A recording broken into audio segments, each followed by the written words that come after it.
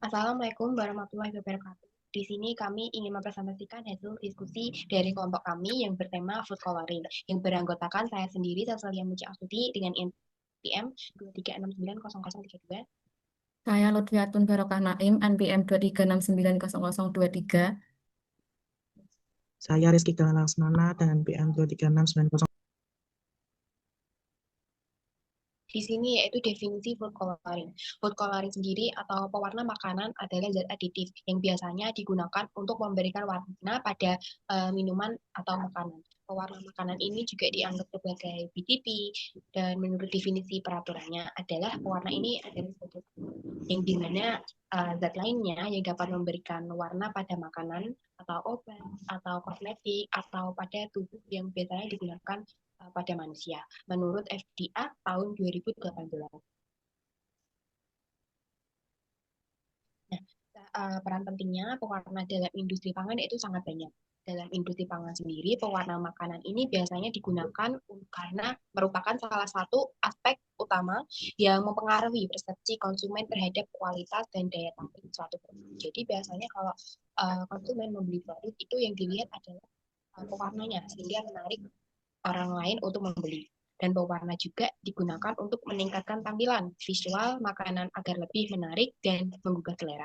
Selain itu juga pewarna berfungsi untuk mengembalikan warna alami yang hilang akibat proses pemanasan, pengeringan, atau penyimpanan. Pewarna juga berperan dalam menjaga konsistensi warna antar produk, sehingga membantu produsen dalam standarisasi dan membangun identitas mereka merek yang sangat kuat.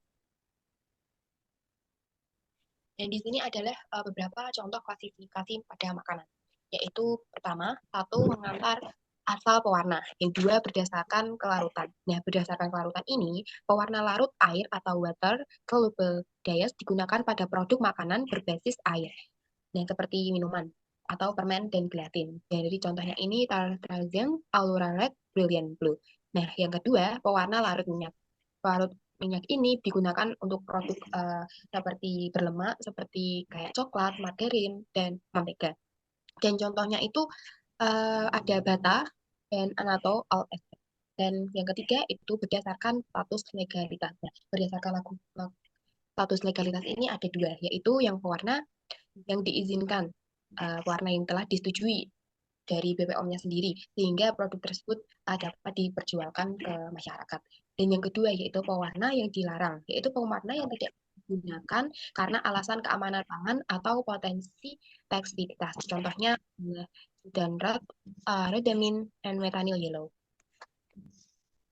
Terus di sini eh, contoh pewarna alami yaitu warna merah dari buah Momordica cochinchines, kuning dari biji Gardenia jasminoides, hijau dari daun buah Meria neivea, terus kurkumin E100 dari kunyit, antosianin E163 dari buah anggur, blueberry, dan kubis merah. Terus klorofil E140 dari daun hijau seperti alfalfa dan bayam, karotenoid dari wortel dan tomat, asam karminat E120 dari serangga cochineal, anak dan anato E160B dari biji Bixa orelana. Di sini keuntungan pewarna alami yaitu lebih aman dan ramah kesehatan, mengandung senyawa bioaktif, ramah lingkungan dan dapat terbiodegradasi dan dapat memberi nilai gizi tambahan. Selanjutnya kekurangannya yaitu kurang stabil terhadap panas, cahaya, pH, dan oksigen. Spektrum warna terbatas, biaya produksi lebih tinggi, ketersediaan tergantung musim dan lokasi. Selanjutnya contoh pewarna sintesis yaitu diantaranya Amarants E123 merah tua, Tartrazine E102 kuning, Allura Red E129 merah terang, Sunset Yellow E110 orange, Brilliant Blue E123 biru, Erythrocin E127 merah, dan Rhondamin B tidak ilegal di Indonesia. Selanjutnya, keuntungan pewarna sintesis yaitu stabil terhadap panas, cahaya, oksigen, dan pH.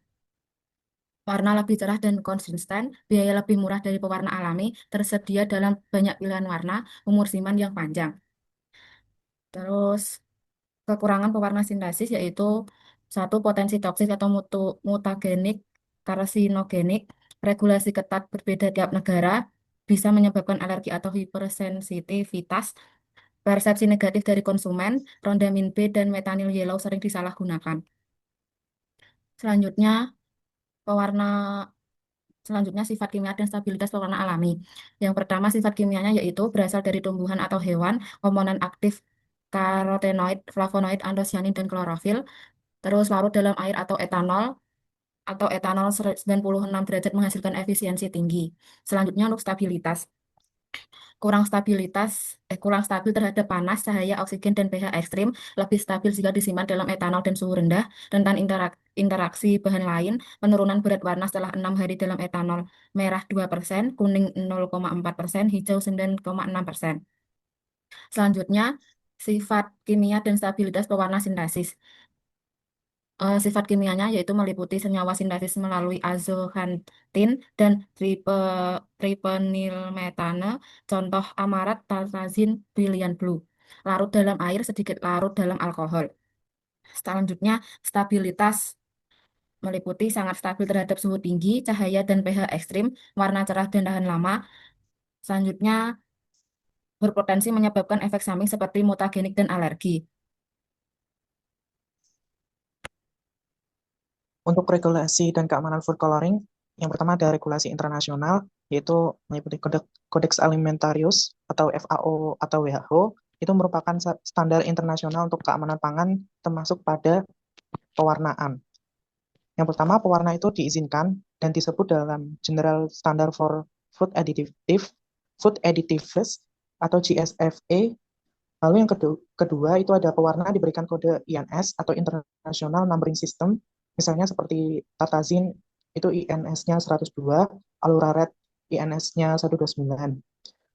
Lalu yang kedua ada FDA atau Food and Drug Administration dari Amerika Serikat. Itu yang pertama, pewarna itu dibedakan menjadi certified color additive atau sintetik yang harus diuji batch per batch.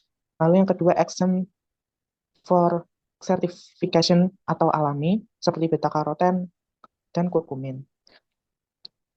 Lalu pewarna sintetis itu wajib memiliki label nomor. Misalnya FDNC Red nomor 40 atau disebut juga Allura Red. Lanjut. Untuk regulasi di Indonesia diatur melalui BPOM nomor 11 tahun 2019 tentang batas maksimum penggunaan PTP. Lalu yang kedua ada mengatur jenis pewarna yang diperbolehkan itu ada 11 jenis sintesis dan banyak jenis alami. Contoh pewarna sintesis yang legal itu ada tartrazin, sunset yellow, allura red, brilliant blue, dan masih banyak lagi. Untuk pewarna alami dari tumbuhan ataupun hewan itu bebas kuota, tapi tetap diawasi untuk kemurniannya. Jadi setiap produk harus mencantumkan kode pewarna, misalnya tartrazin, CI 19140, dan tidak boleh melebihi batas maksimum yang sudah ditetapkan oleh regulasi di Indonesia. Lanjut. Contoh aplikasinya dalam produk pangan itu yang pertama bisa dalam bentuk es krim yang digunakan untuk menyimbolkan rasa. Untuk pewarna alaminya bisa menggunakan antosianin yang memberikan warna ungu atau kurkumin yang bisa membuat warna kuning. Lalu yang pewarna sintesisnya tartrazin memberikan warna kuning dan rodamin B memberikan warna merah ungu atau hijau. Lalu yang kedua ada kerupuk yang digunakan untuk membuat visual menjadi lebih menarik. Yang untuk yang pewarna alami itu bisa menggunakan kurkumin dan suci atau pandan ataupun angkat. Lalu yang pewarna sintetik itu bisa menggunakan tartrazin atau sunset yellow, VSV, FCF. Lalu yang ketiga ada biskuit. Untuk yang biskuit itu digunakan untuk menyimbolkan rasa, yaitu menggunakan pewarna sintetik seperti brown HT yang memberikan warna coklat atau tartrazin yang membuat warna jadi kuning. Lalu yang kedua ada pewarna alami menggunakan kakao bubuk, kunyit ataupun bayam. Next. Inovasi pewarna dalam pangan, yaitu pewarna alami yang fungsional.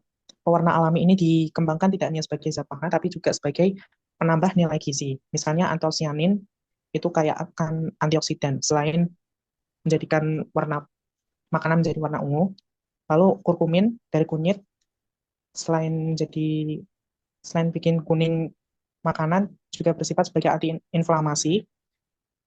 Lalu yang kedua ada mikroenkapsulasi pewarna, itu inovasi untuk meningkatkan stabilitas warna alami terhadap panas, cahaya, dan pH. Digunakan pada minuman permen dan sereal yang dipanggang. Yang ketiga ada pewarna sensitif pH atau smart colorants yang digunakan dalam produk inovatif seperti indikator kesegaran. Contohnya antosianin berubah warna menjadi merah ke ungu atau ke hijau tergantung pH. Dan juga bisa dijadikan indikator fermentasi. Lanjut. Nah, jadi kesimpulan dari beberapa slide tadi, dari food coloring, pewarna makanan juga biasanya digunakan untuk memperbaiki atau meningkatkan tampilan visual makanan dan minuman. Sehingga pewarna ini bisa dibedakan menjadi dua, yaitu alami dan sintesis. Pewarna alami ini biasanya berasal dari nabati atau hewani yang ramah lingkungan. Namun kurang stabil dan terbatas ketersediaannya. Jadi tidak melulu kalau stoknya itu masih banyak. Dan sebaliknya, pewarna sintesis itu lebih stabil, lebih murah, dan tentunya tersedia dan jumlahnya banyak dalam berbagai warna. Nah, tetapi memiliki potensi toksikitas dan persepsi negatif dari konsumen. Jadi penggunaan pewarna itu diatur secara ketat oleh badan regulasi seperti FDA atau BPOM.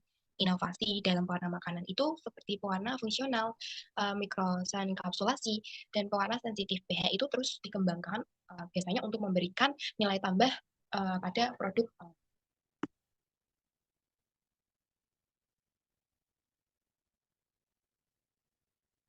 Sekian dari kelompok kami.